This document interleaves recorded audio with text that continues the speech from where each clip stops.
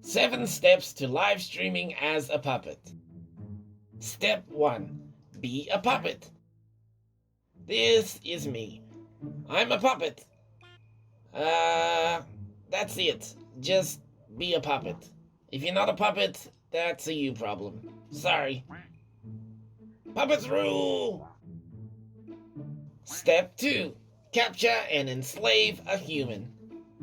There are many ways to catch a human. You could try luring one out with some Prozac or Lexapro, but I find a simple blanket and a quick beating does the job just fine.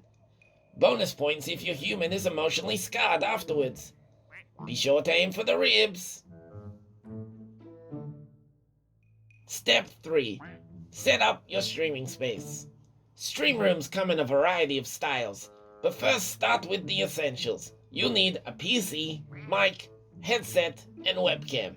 However, most of you are probably poor as shit, so stick with the cheap stuff for now and upgrade later, I guess.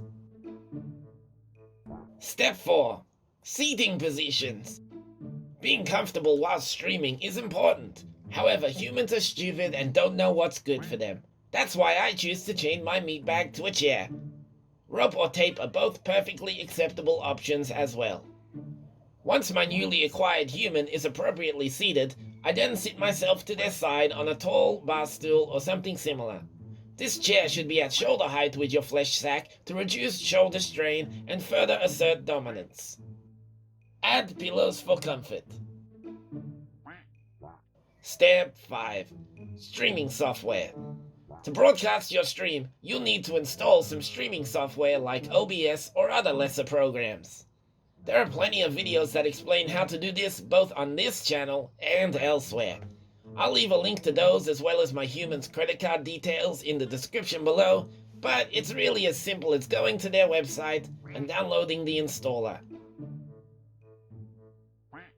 Step 6. Camera angles. A great camera angle is key to any aspiring dictator's plans for world domination. Remember, you are the star of the show, so make sure the camera is facing you at all times and not the filthy ham hock beside you. Speaking of oxygen thieves, I like to position my cam at a slight angle away from the human to ensure they never get seen on camera and cause my viewership to plummet uncontrollably. Step 7. Playing games. Playing games can be tiresome, so why not force your human to play for you? For reasons I'm unable to discuss publicly, my human, and likely yours, will only have one hand free for this task. But worry not, for I have a solution. For PC gaming, I recommend a MOBA mouse that is set up with the following hotkeys or something similar. Though it may take some getting used to, this should give your meat sack adequate control over most games, including first-person shooters. Although, I wouldn't recommend it for highly competitive play. The addition of a foot switch is also a great option. For non-PC gamers, I suggest you take a long walk off a short pier, you dirty console scum. But if you must play on console, start looking into adapters like the Mayflash Magic-NS or the Titan 2 by ConsoleTuner. These adapters allow you to plug non-conventional controllers into regular gaming systems. Outside of those, I would suggest using emulators or some shit. I don't know. Work it out. Vsauce, Larry here.